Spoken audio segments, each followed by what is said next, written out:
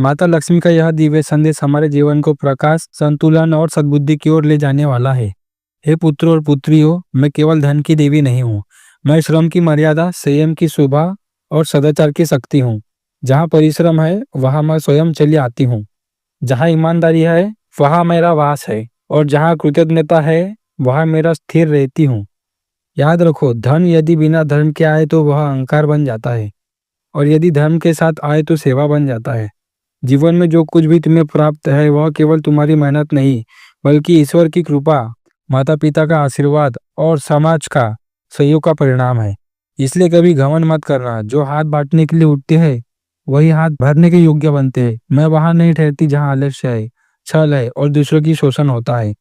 मैं वहां विराजती हूँ जहाँ स्वच्छता, मन की भी और कर्म की भी, जहाँ समय का सम्मान है और वाणी में मधुरता है। पुत्रों, यह मत समझो कि धन ही सबसे बड़ा लक्ष्य है। धन तो साधन है, लक्ष्य संतोष और शांति और सद्भाव। क्योंकि जिसके पास बहुत कुछ होकर भी मन अशांत है, वह दरिद्र ही है, और जिसके पास सीमित साधन होकर भी संतोष है, वह समृद्ध है। अपने जीवन में संतुलन रखो। कमाओ पर धर्म से, बचाओ पर कंजूसी से नहीं, और खर्च करो पर दिखावे से नहीं। नारी का सम्मान करो, क्योंकि जहाँ नारी का मान, वहाँ मेरा वास स्वाभाविक है, और जहाँ नारी का अपमानित होता है, वहां से मैं मौन होकर चली जाती हूँ।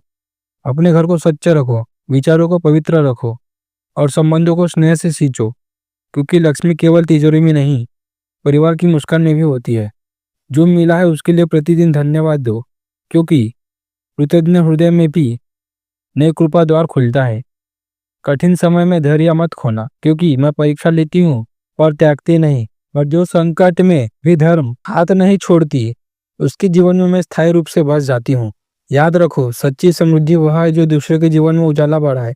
इसलिए विद्या बांटो, सेवा करो, और समन सामर्थ्य के अनुसार किसी न किसी का सहारा बनो। जब तुम किसी की भूख मिटाते हो, तो किसी की पीड़ा दूर हो जाती है।